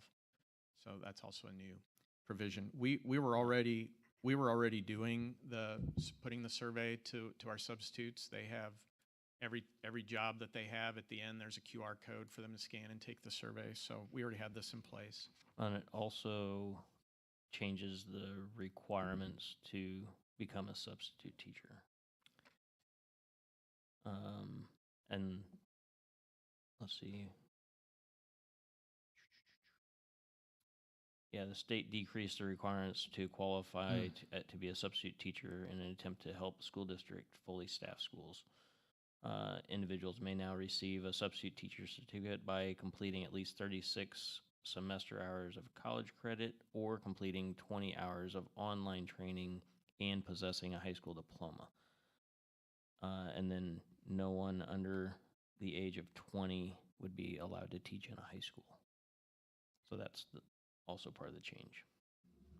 Very good. Anything additional on this one? All right. That one would be able to be brought back for read number 3 and approval. That would take us to GBE, staff health and safety. This one also had changes based on the PWFA regulation. Yes. That was it.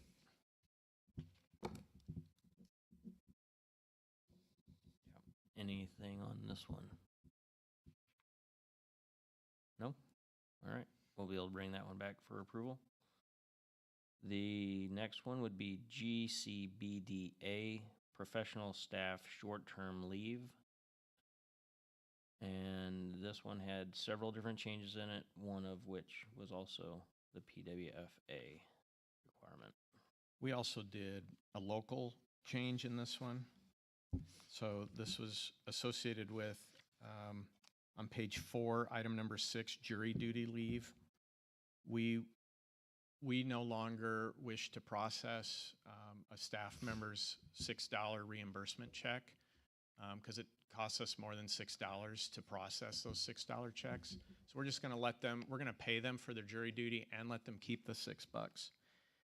What we do ask, and this is also added in the language, is that they provide, after their service, they provide proof of service following any jury duty. That wasn't written in policy, and we thought that should be in there.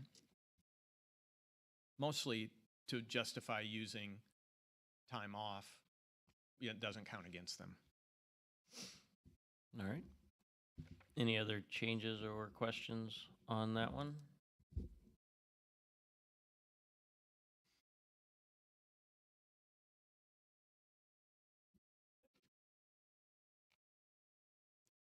That's banked time off, so it kind of replaces the larger pool, individual pool for their sick leave that they could compile.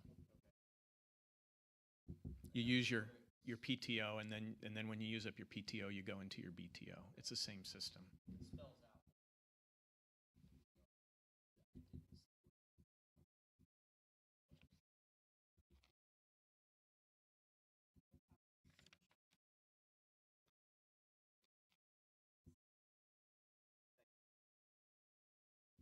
All right. Yep, go ahead. I don't want to be a stickler. I don't know if anybody is in the Guard or Reserve with military leave. That would work for drill purposes, but if anybody gets deployed, you're definitely going to be over the 120-hour mark. So I don't know if any staff members are in Guard or Reserve, but if they get a deployment, it'll be anywhere from 36 months. So And where was that one at? that's under military leave. Let me track that down because I'm confident that we have policy that addresses deployment. So let me hunt that down and I'll circle back with you.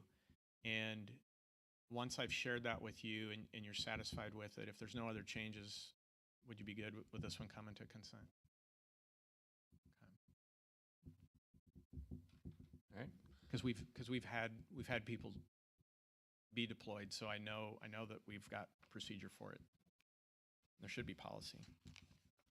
And that will take us to GDBDA support staff leaves. Also having to do with the PWFA Act and also a local change. Yep, local change for jury duty. This is the support staff version of the professional staff policy. So we would, We'd Have be the same looking at guidance. the same one for the military leave also. good point.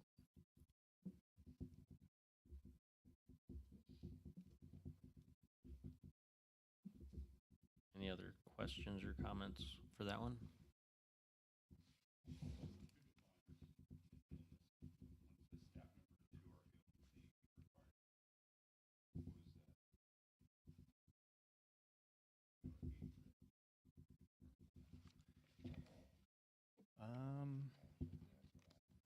Thank you. Are you doing this under could- FMLA? I could use a lifeline. Are you doing this under the FMLA one? Is that what you're asking about? Are you looking at illness and injury, incapacity of the employee?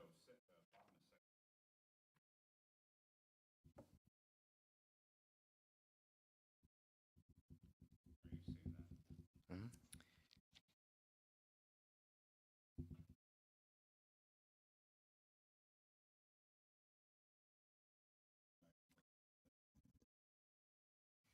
I mean, I just think that,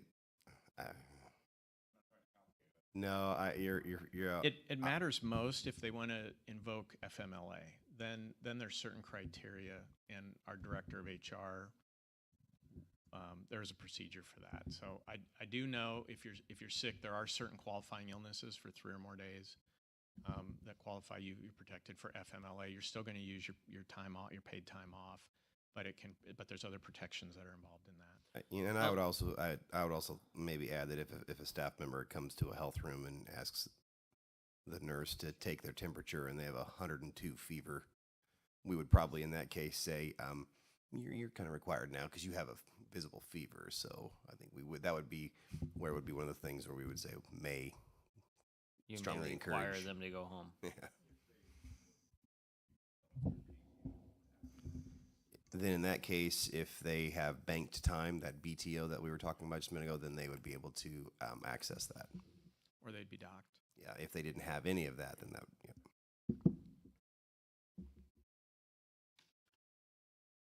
All right. Anything else on that one? No. All right, so we'll clarify those with Yep.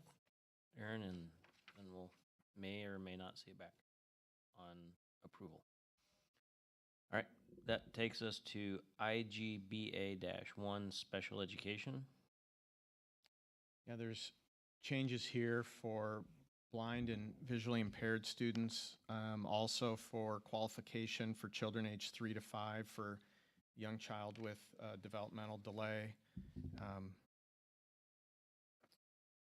thought,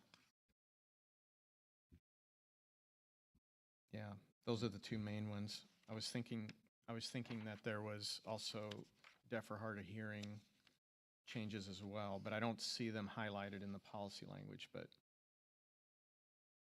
And we've had our director of special education review this, and she understands the changes, and she's comfortable with the way that it was drafted by MSBA. Okay.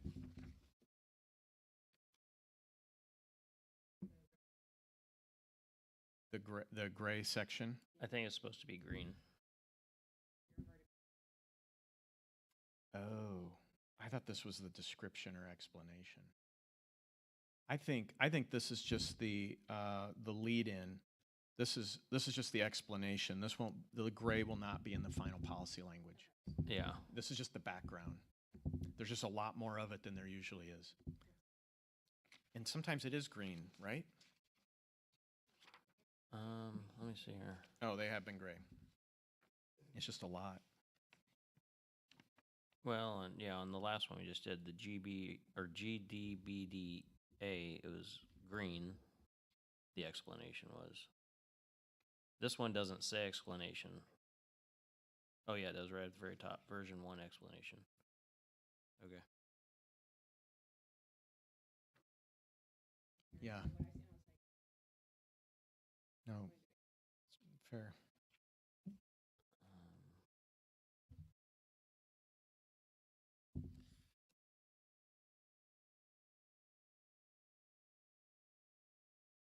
Yeah. All right. Yeah, so all the gray part is the explanation on this one.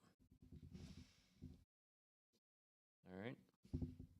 The next one would be IGBE 1, students in foster care. Yeah, so these are changes that in the law that we'd already been operating under somewhat. It changes, there's a 10-day deadline to determine the best interest of the child.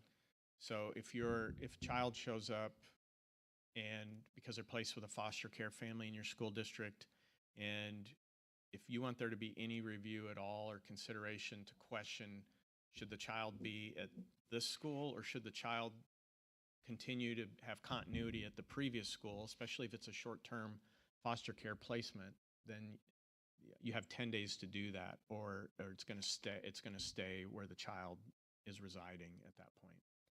I think there's also language in here around so many miles that are associated with that. Yeah. But we've had Dr. Reich, who is our Director of Student Services, who handles all of our foster care. She's also our McKinney-Vento homeless liaison. So she's reviewed this and understands it and signs off on it. All right. Any other comments on that one? All right. We'll bring that one back for approval. The next one is ILA test integrity and security. Yeah, so there's basically what's happened is that because the guidance changes so often on the testing, that MSBA has actually gotten a little more global with their language. I will say, just to point out, that our district-wide test coordinator is Dr. Allen. We don't have to specify that in the policy, but it's one of the hats that she wears. So they just clean this up so that it doesn't have to be amended so often, I think, is really my take on it. Okay.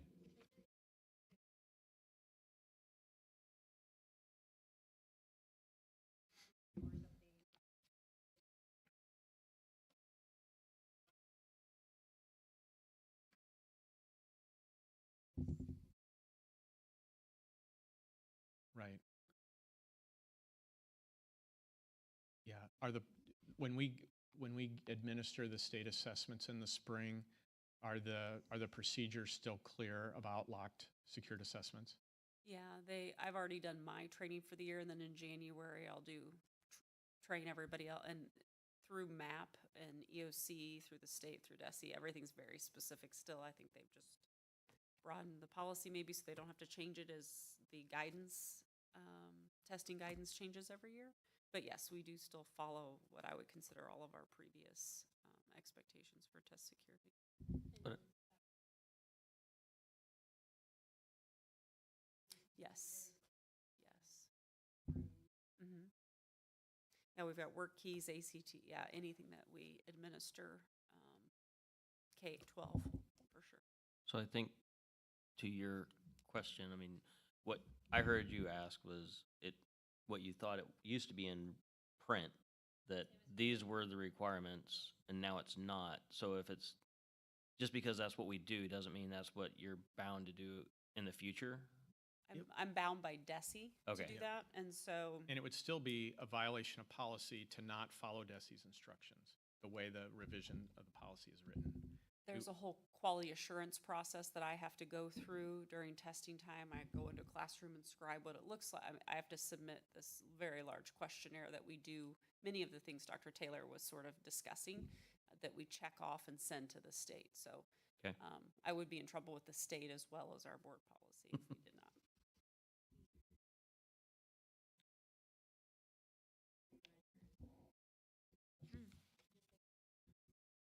Right.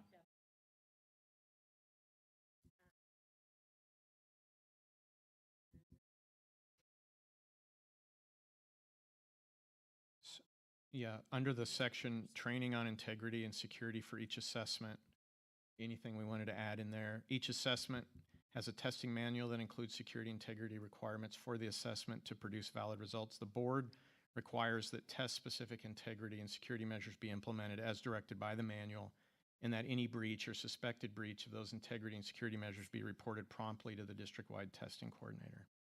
That's where, so I don't know if we need a state DESI specifically, because then it gets sticky, because then it's ACT and PSAT and any sort of, so I think we are covered in the fact that each assessment has a testing manual, because that is true. And anybody that is giving those administrations have gone through specific training on each one of those processes. So it says we're going to follow that testing manual, and the reason we do that is to create valid results. And then it requires test-specific integrity and security measures. I think it still covers each one of those situations, whether it's end of course, MAP, or other products. I think we would be covered in that, and then that way we're not naming anything specifically, and it gives us to any test that we test, we're going to follow their manual to produce valid results. What do you think? You think that since we're following the test, it says, our board policy says we're going to follow the test manual.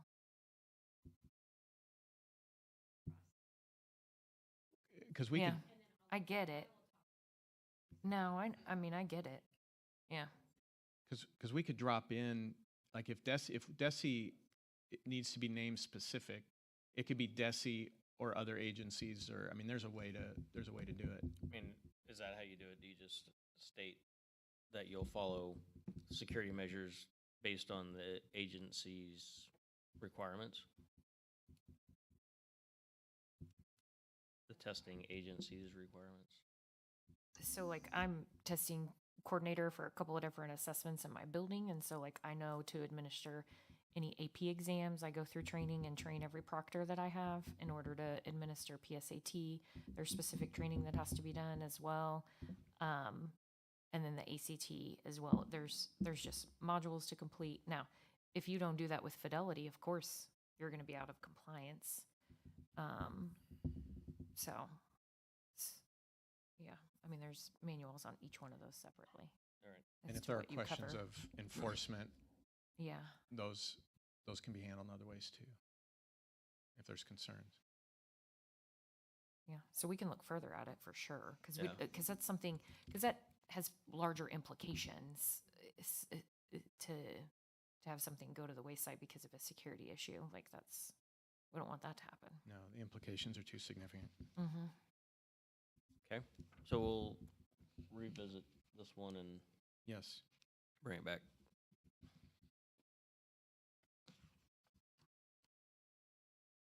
All right, that will take us to JG student discipline.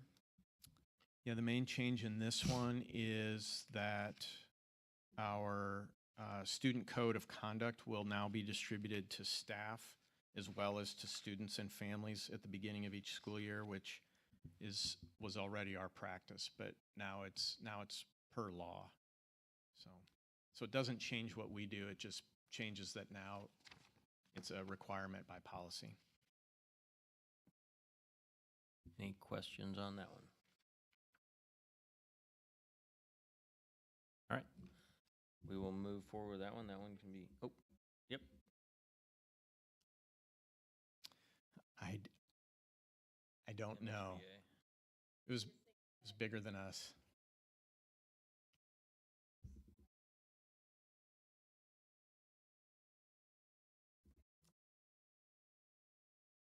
Yeah. It is in all of our our legal seminars. It's part of state statute. We do explain it a lot. Mhm. I will tell you that as a building principal, I had to explain that a lot. All right. Sorry, can you show me, where is that used at, Julie? It's in the, Bottom of the first page? I just want to see, remember the context. Okay, well, that doesn't matter because it's the, that's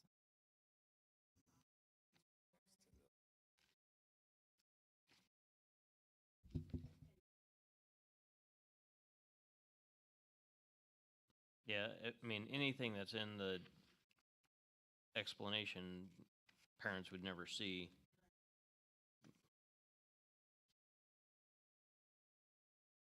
So it's in, yeah, the top of page 2, number 2. There is a nexus to the education environment.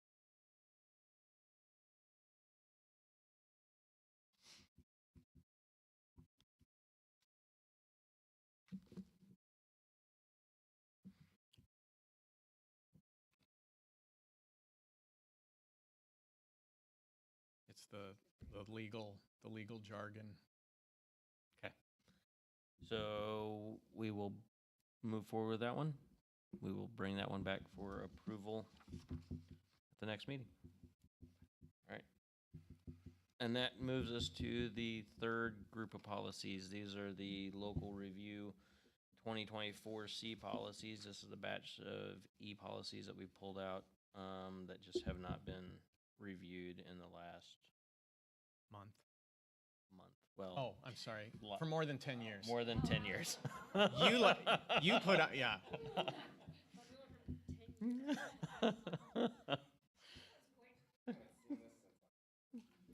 These meetings are going to get a little longer. All right. So the first one we're going to look at is EB safety program. And We replaced classrooms, laboratories, and school shops with school facilities. any questions or comments on this one?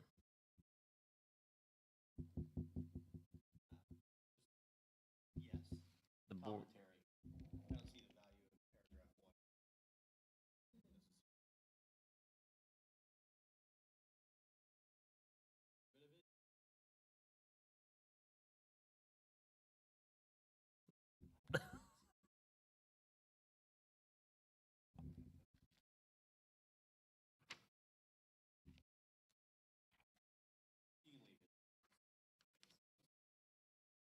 okay. Are you sure? 10 years from now, we can change it.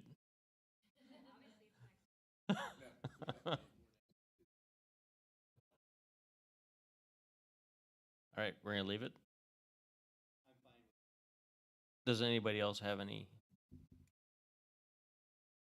No? All right.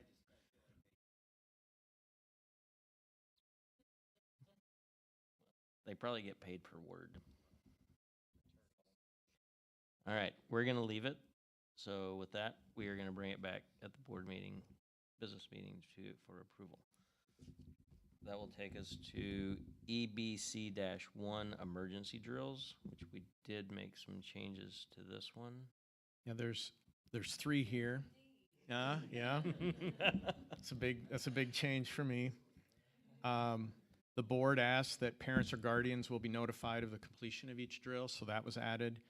And then administratively, we looked at this last line here about armed intruder training and went back to the actual language from the law.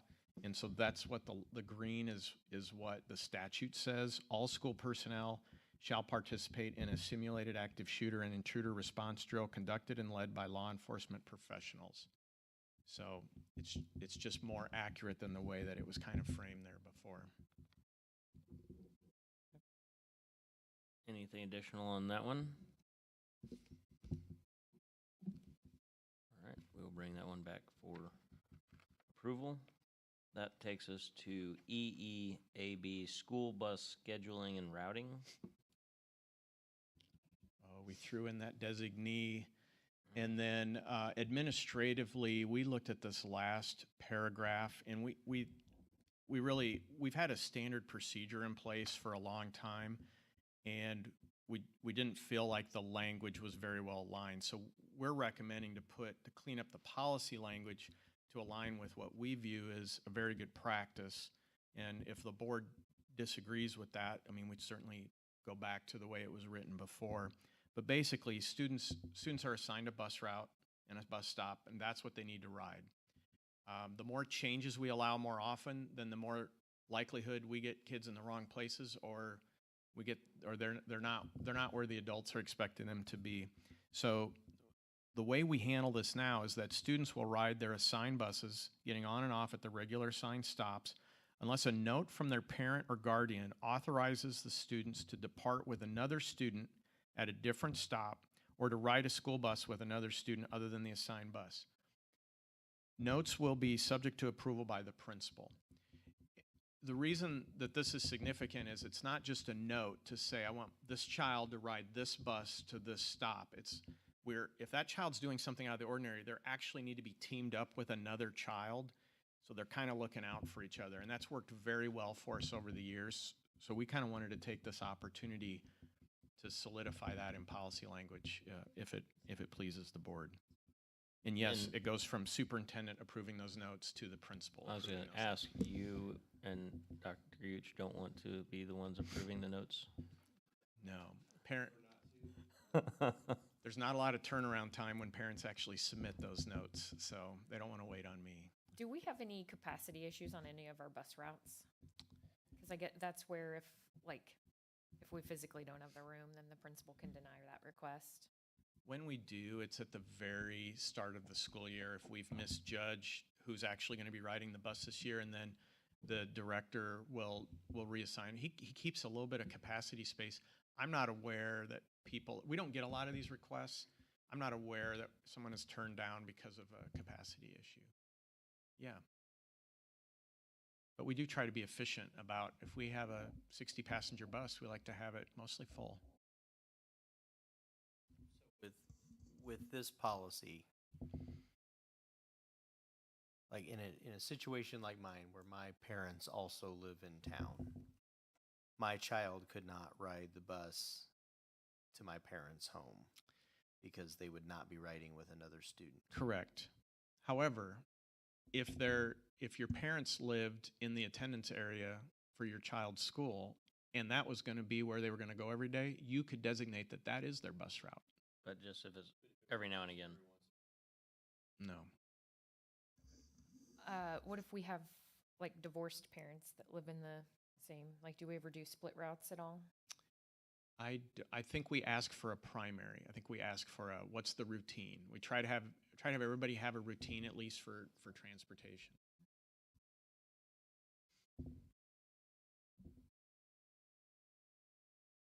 Okay. Yeah. I'm trying to figure out if there'd be a way to make that situation work well, but we probably wouldn't, because the bus driver wouldn't necessarily know, you need to get off now.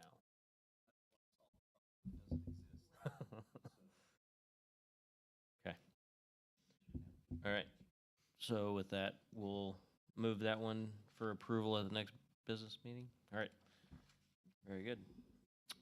That takes us to EFB, free and reduced price food service. And this had the question about this milk and snacks.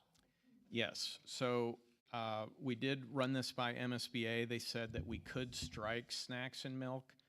They don't necessarily recommend it. However, these federal programs, they get audited at the state level. And there was a theory that there's certain key phrases that are searched for.